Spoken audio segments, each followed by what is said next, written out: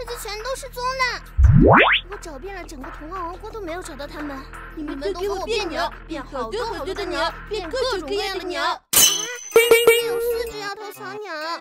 小雪，我是小贝，我是蘑菇头，我是笨波，我是笨宝。难怪我找不到你们，原来你们都变成鸟了，这到底是怎么回事啊？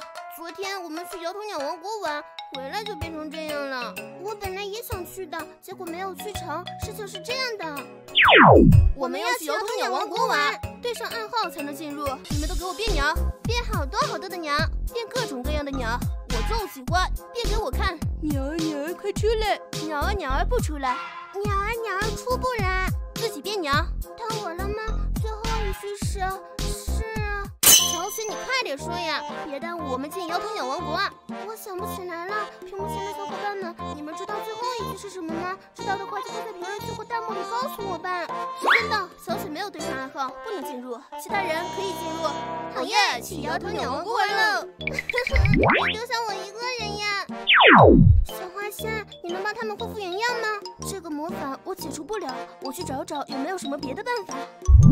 小雪，其实我们有办法。什么办法呀？只要你跟我们完整的对一次暗号，我们就能恢复了。没错，没问题。摇头鸟暗号我已经学会了。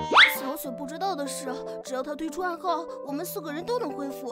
可小雪她会永远变成小鸟，你们都不许点赞和发送666告诉她。我知道这是在害小雪，可我也不想永远是一只鸟，我想恢复原样。那从我开始吧，你们都给我变鸟，变好多好多的鸟，变各种各样的鸟。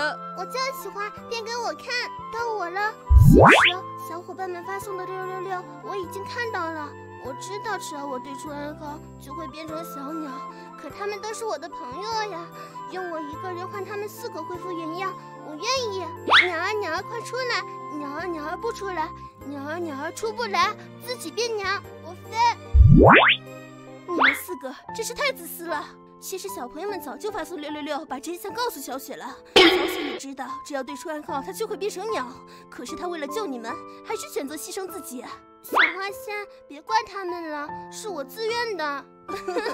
小雪，我对不起你。那现在该怎么办呀？我刚才和摇头鸟王国的国王通了电话，他告诉我小朋友们的红心能量可以解除魔法。